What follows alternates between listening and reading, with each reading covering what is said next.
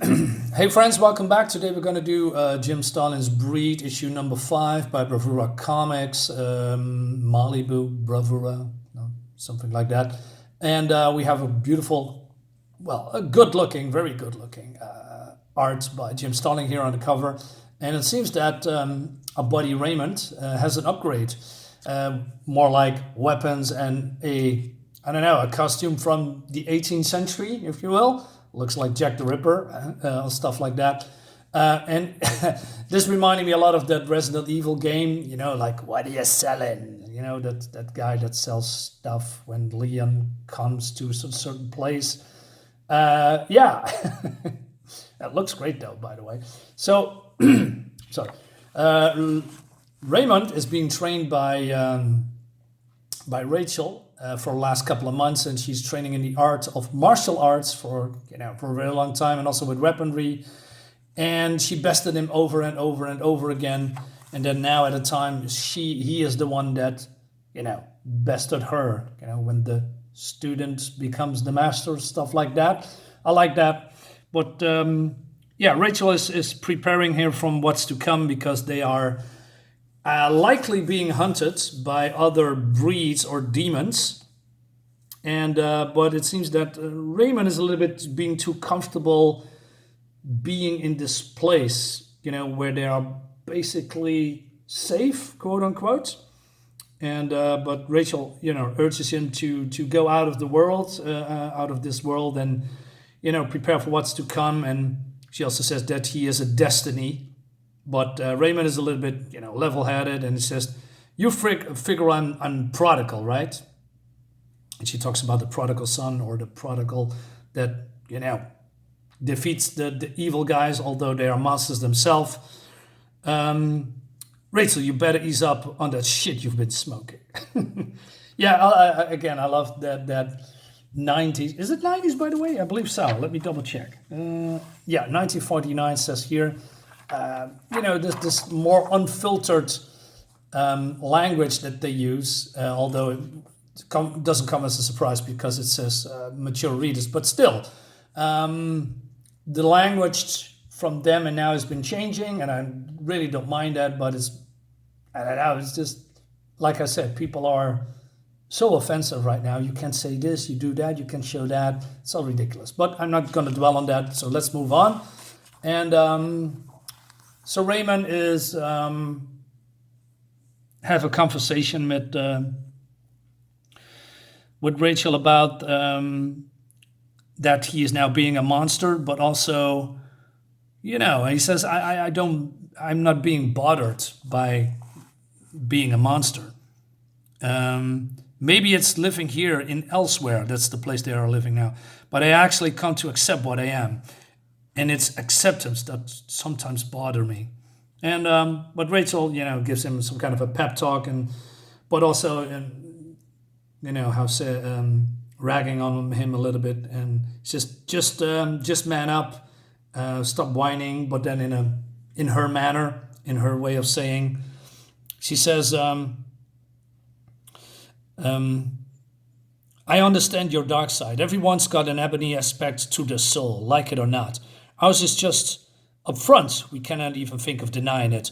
Our depths mask the goodness. The dark is seen long before the light. I love that sentence. It's really, it's great. But then she says, so if that's all that's bothering you, get over it. We got work to do.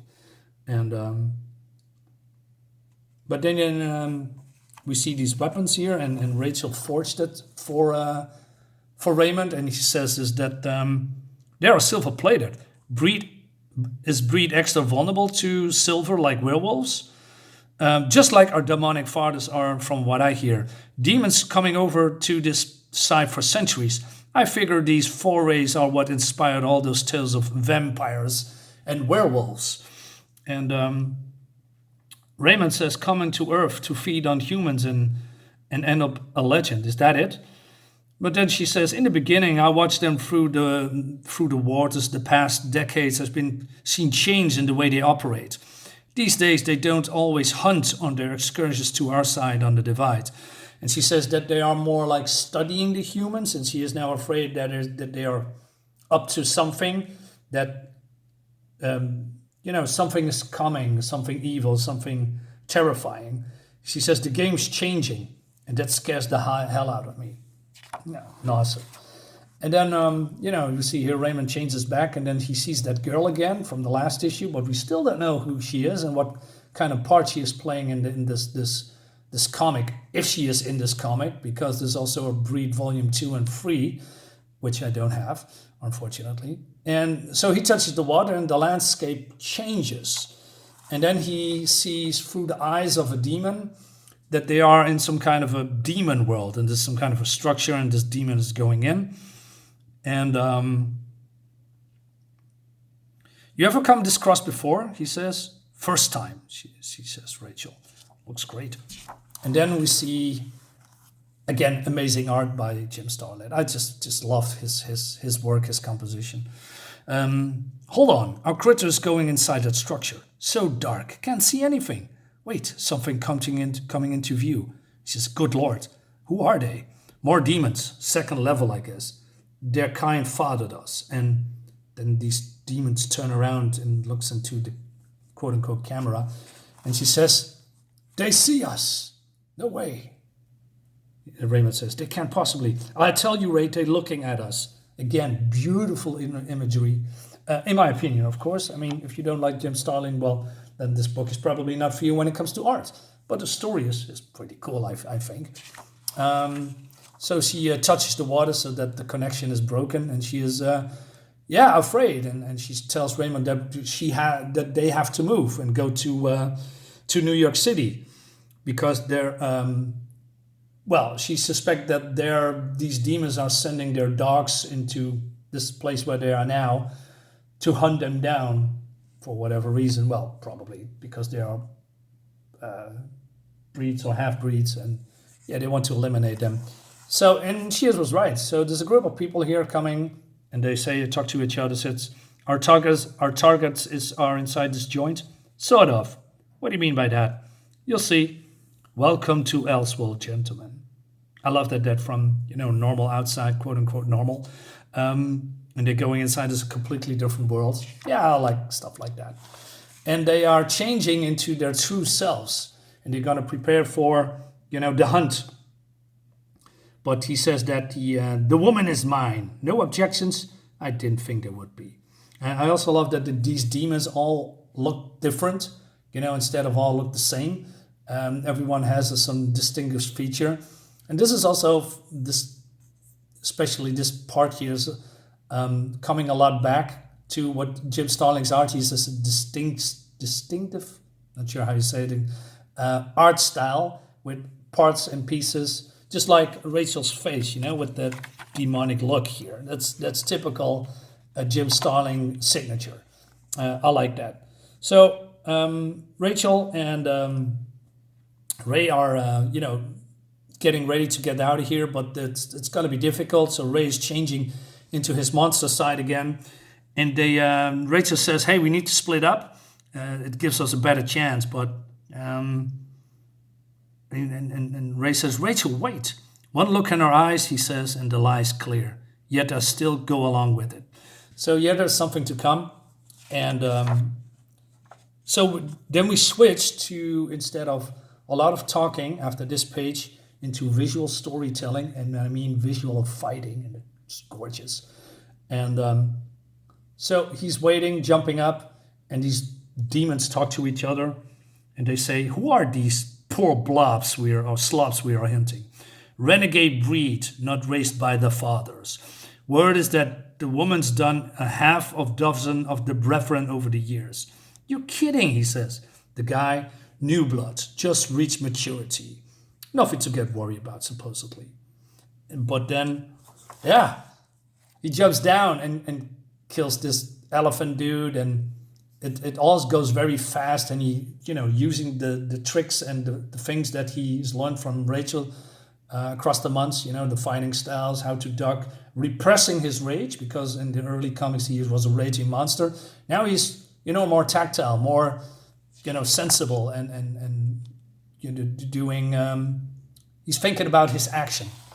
And then again, there is narrative here, but it's more like, him talking about his demon side, how he's repressing them, that he is, he doesn't mind being a monster, but he also wants to prove to himself that he can be different. But he also admitted that he is enjoying the whole killing. And then Rachel is meeting the leader. And I especially love this panel. She's waiting, and then one panel, he's here and coming closer, and then you see his face. And then they are having a standoff here, looking at each other. It's really cool. Just look, it reminds me of an old Western movie when they are looking at each other's eyes before they, having a showdown. Really cool. I just love these, how do you say, less fast-paced scenes, because it's telling a story. And I mean, I love fast-paced scenes, don't get me wrong. But a little bit of sidetracking, I saw Blade Runner, the extended edition, for one time only in the theaters yesterday. And we had a girl with us, and she has never seen Blade Runner, and she's from, she's 33 years old. So, and then the movie was from the 1982, I guess, or 1984. And she wasn't accustomed to that style of storytelling, because it's gourmet, it's slower.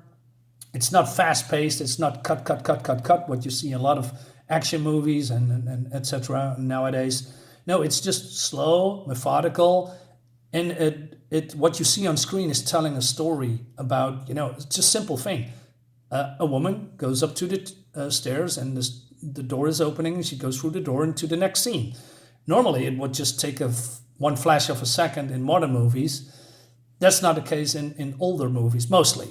And it shows here as well. I mean, this could be easily over in, like only this in the next page, and then it goes from here to here. But now, Jim Starlin deliberately slows it down from this fast-paced action scene and, telling what's going on in a different manner. It's still dangerous looking. It's still menacing looking. It's still, hey, these people are demons are going at each other. But it grinds a little bit, I'm just saying it slows down. I'm rambling, I'm sorry. That's what I'm trying to say.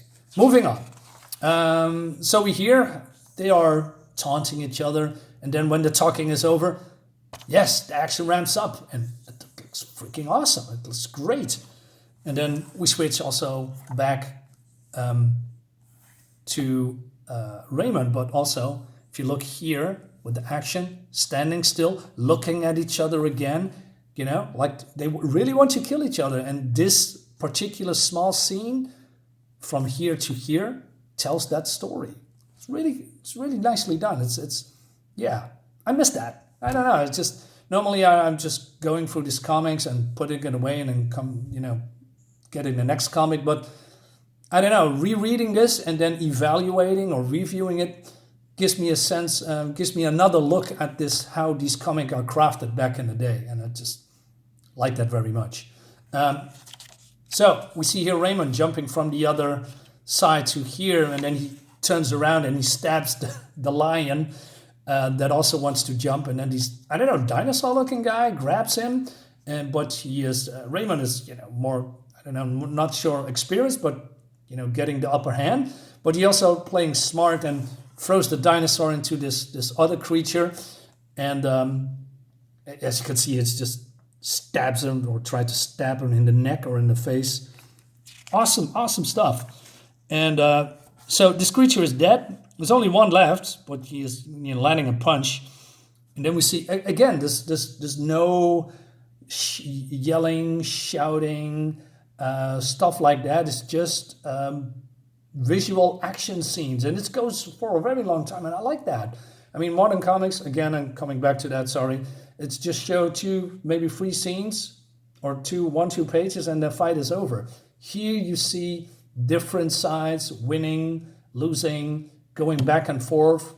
It's just good. And then also this man, look at this. So he chops off his hand, and then this fluid motion stabs him in the gut, and you see this creature just dying.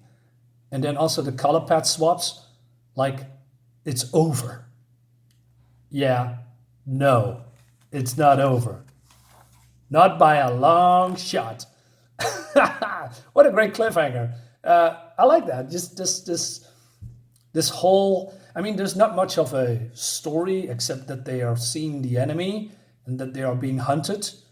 But the way it's been told, it's just great. This is what keeps me going when it comes to buying books back in the day before I stopped, and now I'm back again. But yeah, this is what I like. I don't know. I just like these kind of comics. I hope you like it too. I hope you like this video. Guys, thank you so much for watching. I see you next time. Bye bye.